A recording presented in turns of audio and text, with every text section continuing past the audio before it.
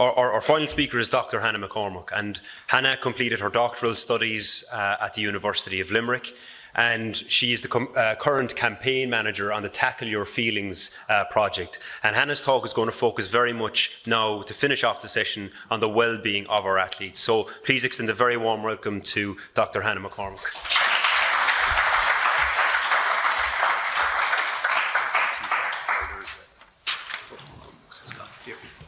Okay, perfect.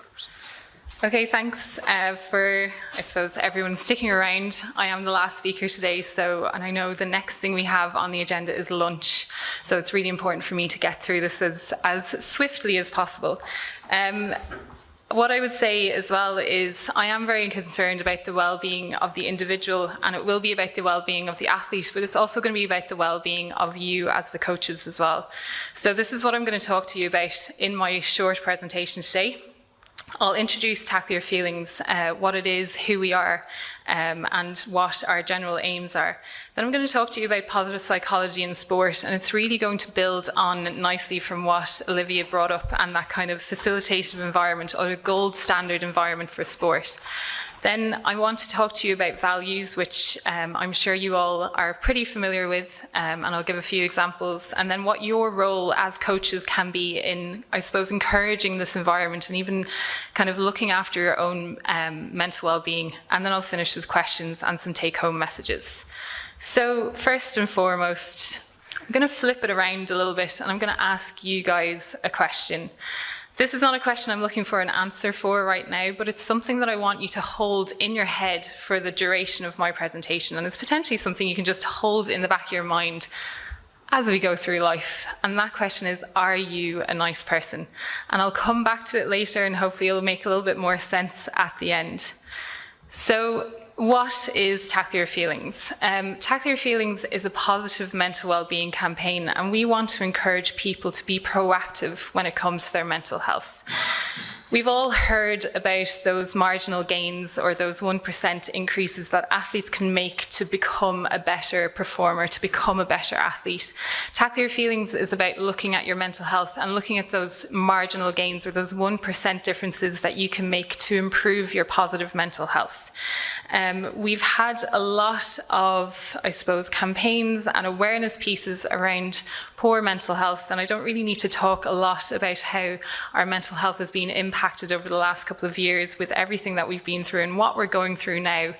But what we want to show is that by looking at your own self, looking at what ways you can make your life better, you can improve your own mental health and well-being. You can make those marginal differences. You can make those 1% gains. Oh, it moved on too fast. There we go. So we basically look at well-being as being the balance between the challenges that you face and the resources that you have to deal with those challenges. And basically, the more resources you have, the higher your feelings of well-being will be, and the better able you will be able to deal with those challenges. Tackle Your Feelings itself enables people to build their own mental well-being resources. So just a little bit of background on who we are. I work for Rugby Players Ireland. Rugby Players Ireland are the representative body for all elite and national level playing rugby players in the country.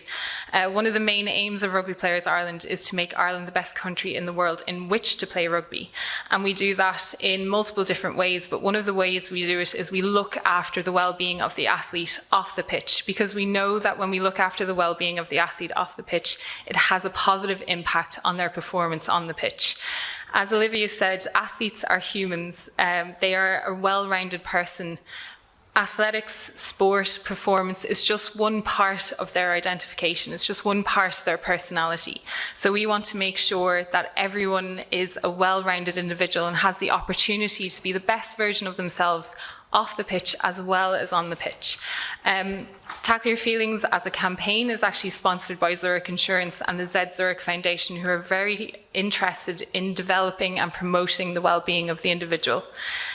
We want, through Tackle Your Feelings, to improve the life skills, not only for our athletes, it's actually something that is available for the public as well.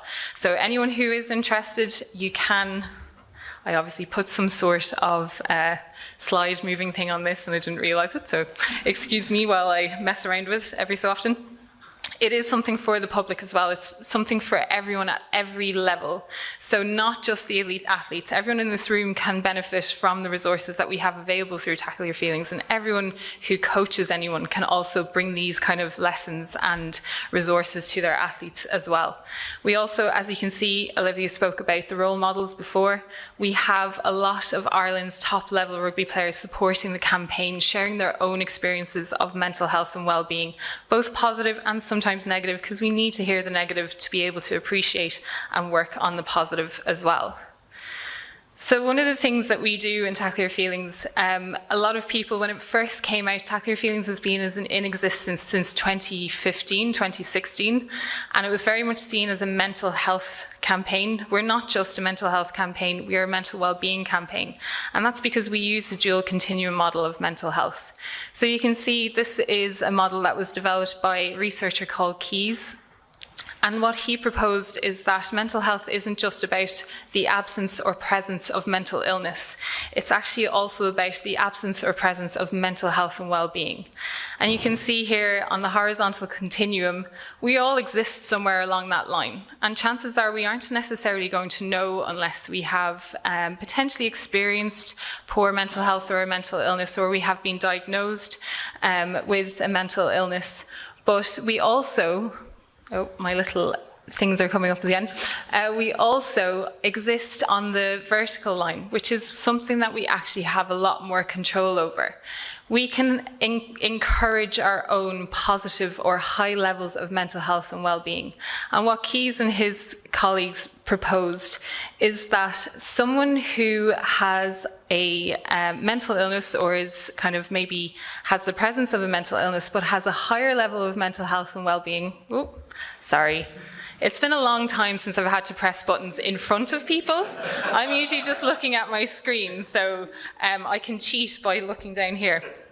So someone who even has a diagnosable mental illness or a diagnosed mental illness, if they have high levels of mental health and well-being, they will actually be doing better than someone who has no instance or diagnosed mental illness, but has low levels of mental health and well-being. So that idea of languishing, that is something that we've actually all probably experienced over the last 2 years. Our mental health and well-being has been impacted by COVID. It has been and is continually being impacted by what is happening in Ukraine. And that feeling of languishing, it comes across as potentially being a little less creative. It takes us a little bit longer to do the things that we enjoy. Maybe even some of the things that we enjoy aren't bringing us the same levels of joy that they used to in the past. And if you have been feeling that level of languishing, what I would say is very normal to have felt that over the last couple of years. It's not surprising given everything that we've been through and that we're going through now. But the really good news is that you have the opportunity to move yourself higher up that vertical line, back towards that higher level of mental health and well-being, and that is something in your control, and that's what we want to encourage people to see with the Tackle Your Feelings campaign. So that was a little bit of a complicated diagram. This one is a little bit easier to explain. And I really, really like this one because we talk about well-being as being the balance or the equilibrium between the challenges that we face and the resources that we have to deal with those challenges. So you can see that challenges has a big down arrow, and that's because, oh, my magical shifting thing is back again. When we experience challenges in our life, it is going to have a negative impact on our perceived mental well-being. It takes a lot of energy to deal with those challenges. And when we dedicate a lot of energy to those challenges, it negatively impacts our perception of our own mental well-being. Instead, when we but when we have resources, what that does is it boosts our perception of positive mental well-being. It can bring us back to that equilibrium. We use our resources to deal with our challenges, so it can help us feel better. But what the great thing about resources is then when we have them, if we aren't experiencing a challenge, it will continue to boost our perception of positive mental well-being. So having resources is really beneficial to ourselves, not only for when we're dealing with challenges, but just in everyday life. And I'll go through what some of those resources are. But like I said, that's what Tackle Your Feelings wants to do. It wants to encourage people to recognise that we have the ability to build and maintain our own resources. So the thing about resources are that they are plentiful. And these are just some of the key resources that have been identified, and you'll recognise a lot of them just from other, I suppose, conversations and even some of the stuff that Olivia has said. Relationships is one of the biggest influences on our own long-term happiness. Optimism, in terms of a sport, it can increase our performance and recovery. Resilience, that lovely word that we've heard so much over the last couple of years. That self-compassion, which has been discussed in terms of being even better at improving your performance than self-confidence, and then that idea of emotional awareness as well. So these are some of the resources that are out there, that are available to us, and as Olivia alluded to before, they aren't necessarily things that we are born with or without. These are all skills that we can develop and we can learn. The great thing about resources are that you can get onto what is known as a positive gain spiral. When you have resources, you are going to increase your perceived well-being.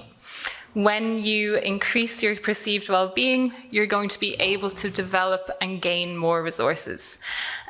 When you gain one resource, it's more likely that you're going to be able to gain another. So often a more optimistic person is actually going to be better at relationships. They're going to be able to maintain and hold on to friendships a lot better. Again, I think we've all experienced that, probably even more so in the last couple of years, and with what's going on at the moment. If you're around a pessimistic person, it's very draining of you, so you tend to not want to be around them, which then actually means that they aren't necessarily getting that support. So then when you have a surplus of resources, then you are going to move towards that higher level of positive mental well-being. So if you remember, again, we're bringing ourselves back up that vertical line to that high levels of positive mental health and well-being, which is going to be really beneficial and going to help us flourish. So just to kind of come back to this diagram again, we know with young people and with actually anyone, there are lots of different challenges that they can face. Research has actually shown for young people especially that school stress, homework and exams, relationships, friends and family, and their own health are one of the biggest stressors that are out there. And these are the things that are going to challenge their mental well-being, challenge their perception of themselves. These are the things that are going to take the energy from them. Resources, however, you want to look at confidence, optimism, the support networks we have, the relationships that we have, and the resilience as a skill that we can develop. And the great thing is that we know that sport can encourage these resources. Sport is an amazing environment for which we can help not only grow our own resources, but encourage the growth of those resources in other people. So, so just in terms of then, so that's kind of what the background of Tackle Your Feelings is, and kind of where it came from. The idea of positive psychology in sport and why it is important. So positive psychology, just to give you a really brief kind of background to it, was, I suppose, Martin Seligman is known as the grandfather of positive psychology. And it was back in the early 2000s that he realized, or he was actually the president of the American Psychological Association, and he was asked what state psychology in the world globally was at the time. And he said, it wasn't bad. And what he meant is that we had historically been very focused on how we could make unwell people better, but not a lot of focus had been spent on trying to make okay people the best that they can be. And that, again, there's a huge translation between positive psychology and the sporting environment. We all want people to be the best version of themselves. Positive psychology looks at the psychological aspect. How can you be the best version of yourself? How can you live your best life? How can you live the good life? How can you achieve the things that we all have the capabilities to achieve? And that's why I see positive psychology as being the perfect, I suppose, lens to look at and to try and encourage that facilitative environment in sport. So Martin Seligman, originally his, aim was to try and encourage happiness among people. And then he realized that happiness wasn't actually the end goal that people should be aiming for. And instead it's this idea of contentment. And he developed this model which is called PERMA. And you can see it's pretty well laid out there. PERMA is positive emotion, engagement, relationships, meaning, and accomplishment. And I really strongly believe that once again, this is the perfect model to look at how you can create that facilitative sporting environment, because sport is the perfect environment for people to achieve all of these pillars of positive psychology. Positive emotions experienced through sport. Again, Olivia asked that question at the start. Why do we participate? What did we get into sport for? And the reason the majority of us got into it was to have fun. We experience happiness, joy, optimism. Now, it's really important to say positive psychology isn't about just only experiencing positive emotions. Sport also helps us deal with negative emotions. It helps us deal and learn how to manage disappointment as well. But sport is a really good environment in which to experience those positive emotions. Engagement, again, talking about that facilitative environment, the challenge versus support. Flow is experienced when you hit that sweet spot between skill and challenge. And again, that's something that you can look into. We've all experienced it before, where we're potentially running down the pitch and that goal is just wide open. We know exactly what to do. Or we're running down the side of the rugby pitch. We call for the ball. We don't even have to look where it's coming from. We gather it in and we cross that try line. Whatever sport you have played or you have participated in, there is a very high chance you have engaged in flow, and usually you don't even realise it. But that is often what brings us back to sport again. I don't really necessarily have to give examples of how the relationships that we gain in a sporting environment can be life-changing, and they can be lifelong lasting as well. One of the big pillars of the PERMA model is that idea of meaning. Again, a lot of people get into sport. A lot of you are in the coaching, are in those coaching roles because it gives you a lot of meaning. It gives you that sense of belonging. And the same happens with your athletes. They are able to feel that they belong to something that is bigger than themselves. And there's so much research out there that shows that this feeling of being not an individual who's standing alone, no man is an island, we want to belong to something bigger. We want to be part of a team. We want to be part of have that shared identity, and that gives us a lot of satisfaction in life. And then the achievement side of things.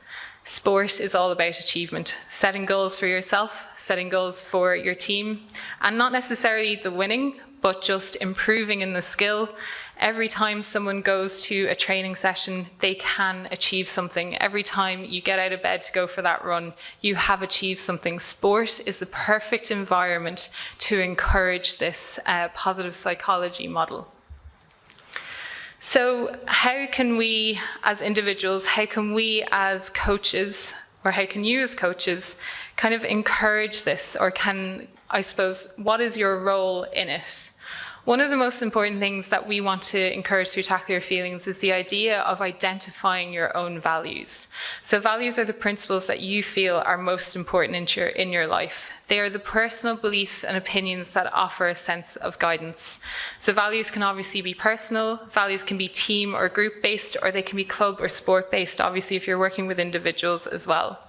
Values are really important in the sense of they, like I said, give us an idea of how to guide ourselves through different, situations. They can also bring in the idea of inclusion, bring in the idea of support, bring in the idea of making sure that everyone is part of the team. If you are unsure of your values, it's a really good idea to take time to assess and to check and even write down what your values are. And then look at your organisation, look at your team. Do your values match or contribute to the values of the team or the organisation that you're working with? Does your team or organization even have values? And if they don't, this is a really good opportunity to look at building those team or sport values for yourself. And obviously that fits in really nicely with the project that is coming up. The anti-bullying is a value I think most people would take for granted that should be embedded in your sport. But unless it's sometimes put down on paper, we aren't necessarily aware of it. One of the best examples of values and kind of team values is with the All Blacks. And I'm going to guess that I'm in a room full of coaches, I'm in a room full of people who are interested in sport. The majority of you have read or at least have heard of the book Legacy. Yeah? Okay.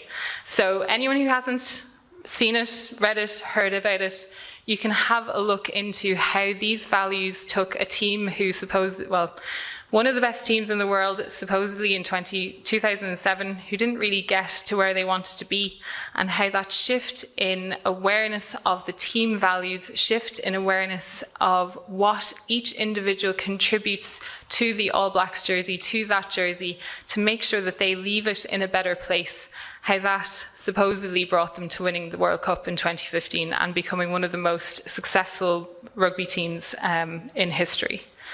So I'm not saying that you have to write down and write a book or produce a novel that talks about the values in your team, but it is really a really nice way to, I suppose, encourage that environment, to check in with that environment, to check in with yourself, to make sure that you are matching that environment that brings the best out of both you and gets the best out of the individual who you are coaching, who is part of it. So how do you do this? What is the role of the coach? So it is very important as a coach to just, again, be aware of your role in this process. I have the Be the One Good Adult, or as Michael alluded to before, the Be the One Good Coach. There is a lot of research out there. There is a lovely study that came out of, DCU, it came out of UCD, called the My World Survey. And they looked at the mental health of young people in Ireland. And one thing that they found was that when young people have that one good adult or the one good coach who they know can be trusted to listen and be supportive of their own mental health and well-being, that instances of poor mental health, instances of depression, anxiety are lower in people who have that one good adult in their life. Now, the majority of the young people who were surveyed who did have that one good adult in their life referred to a family member, referred to a parent or maybe an older sibling or even an aunt or uncle. But as coaches, you have the opportunity to put yourself in the position to be a one good adult or be that one good coach to the young people who you are working with. You are able to be that really good role model. You are able to look at their whole person to see how are they being as a performer, but how are they doing outside of the sport as well. Something I think that is really important, especially when we're talking about diversity and inclusion, is to potentially check your own biases. Olivia spoke about the study that was done in Lithuania with those coaches and the attitude towards bullying. We unfortunately, and we hate to admit it, and it's very hard to sometimes admit it, all have internal biases within us. And a lot of the time, looking after the well-being of someone else involves you looking after your own well-being first. Make sure that you are aware of who you are. Make sure you're aware of what biases you may have that you're not necessarily, I suppose, so conscious of, and see if you can potentially start living those values that you want to instill in other people as well. One of the key things that I will say, and it's because it's my favourite resource, because I very much believe in it, is you need to find your own support as well. You need to find your own support network. You need to find your own relationships that help you manage and deal with a lot of the things that you are going to deal with as a coach, as an individual, as a parent, as a sibling, as a partner. Without that social support, without the relationships in our lives, it can be very, very hard to navigate all of the challenges that we are facing. And it can be very hard to navigate the challenges that the young people that we are coaching bring to us as well.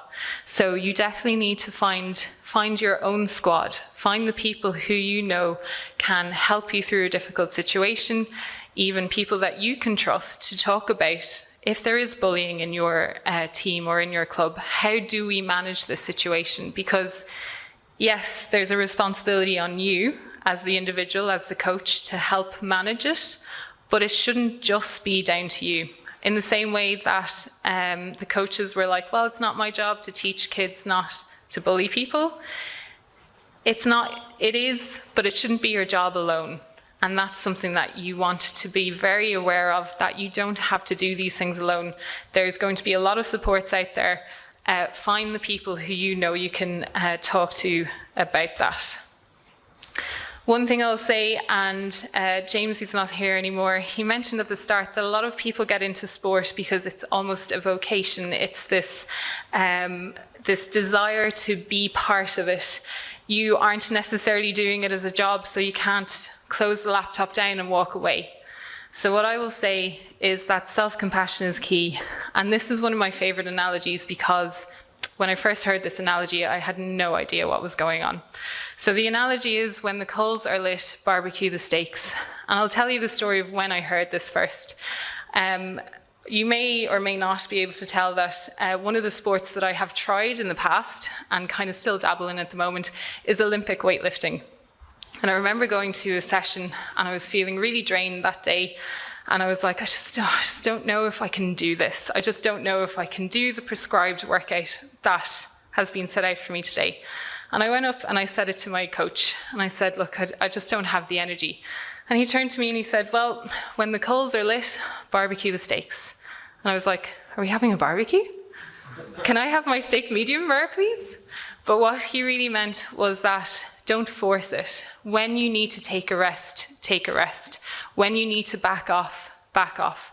And I'm sure these are the messages that you deliver to the athletes that you're coaching. But make sure you apply that same message to yourself. We've all heard of the phrase, you can't pour from an empty cup. The guys who have been lucky to travel over here recently, you would have had the safety announcement on the plane saying, apply your own oxygen before helping someone else. In the coaching environment, you're doing this on a voluntary basis. You're doing this because it's something that you enjoy as well. You want to get the best out of it. But make sure that you give yourself the opportunity to recover from it. Make sure you give yourself the compassion to take a step back when necessary. Now, I'm not saying you should just let people down, or that if you're not feeling it, don't turn up on game day and just say, look, you can look after yourselves. But just be aware that this is something that you are doing. The attitude that you bring into the sporting environment is going to translate to the athletes that you are coaching. They can pick up on your mood. They can pick up on your well-being. Look after your well-being first before you try and look after everyone else. So I suppose that brings us to this question that I asked you earlier. Are you a nice person? And I mean that in the sense of, are you looking after yourself? Are you aware of the biases that you potentially have that you might be bringing into your club or your environment? Are you being kind to the people that you are coaching? Are you maybe a little bit of one of those coaches who says that this is just part of life, and if they're not cut out for it, then maybe it's just a way to separate the wheat from the chaff? But most importantly, are you looking after yourself in this situation? So that's me asking you that question. Now I'm going to open it up to you. Do you guys have any questions? Yes. I didn't see Simon Zebo in your follow line. We've asked him, and yeah. So when people were asking him about the microaggressions and the macroaggressions that he has to put up with as a result of the colour of the skin and where he's come from and background, yeah? Because that's racist bullying. Yeah. And how it affects them, how it affects them on the pitch, on and off the pitch, is really important to analyse. Yeah. That, you know? And try and get these players involved, because we need to certainly single out the league. and there, yeah. Most sports organisations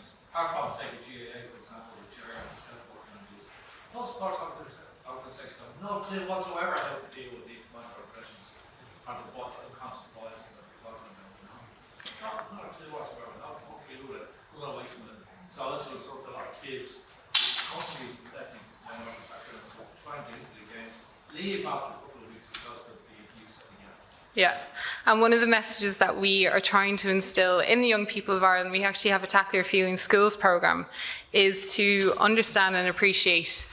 We actually have it's a section in our programme called How to Be Sound, and it's just appreciating the differences between people. And yes, it's more related around mental health and well-being, but the idea that not everyone is going to react, or not everyone is the same. We have a lot of differences. There are a lot of similarities as well. A lot of the stuff that we have been going through is a universal experience. But just because we've been going through the same thing doesn't necessarily mean that we have reacted the same way to it. There are very few people, I would say, but a few people who have actually been able to thrive over the last couple of years. They have found this situation potentially being locked down, working from home, not necessarily interacting with some people that they would have interacted with before, have actually found it beneficial, but that isn't necessarily the norm, I would say. But it does mean, and it does exemplify that not everyone reacts to the same situation in the same way.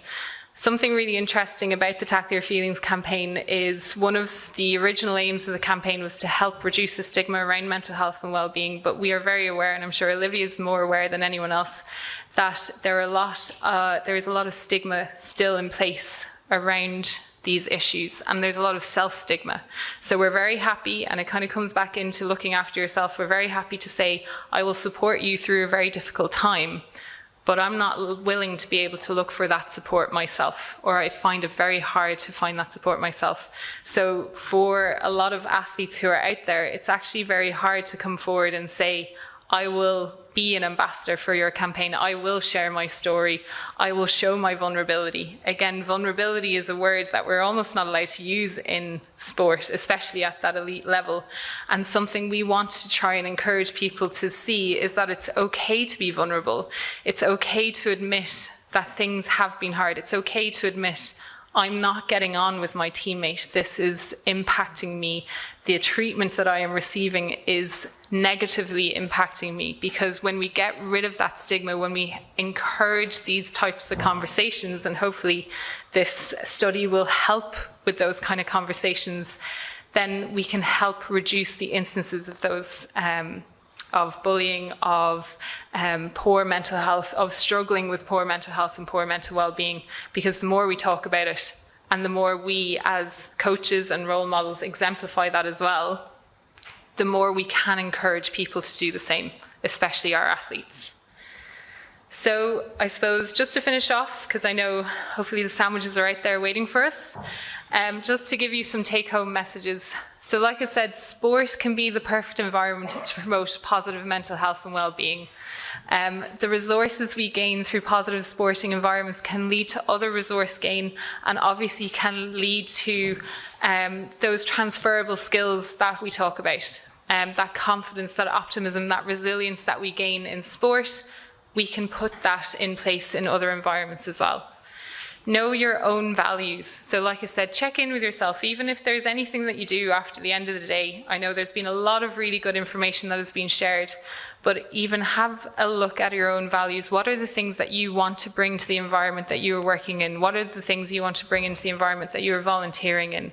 And can you help your team, if they don't have them in place at the moment, or even your athletes, set some values as well to kind of make sure, again, anti-bullying or being inclusive, not seeing differences or being respectful of differences can be one of those values. And the most important thing, like I said, is to look after yourself, be compassionate, share that same compassion that you want to share to your athletes to yourself. Allow yourself to take those breaks, allow yourselves to reach out for that support and find your own squad, your own support network, so that when these challenges do occur, that you will be able to lean on them as a resource as well. So thank you very much for listening, and thank you for DCU and the lovely BeFore project for inviting me here and having us all here today as well.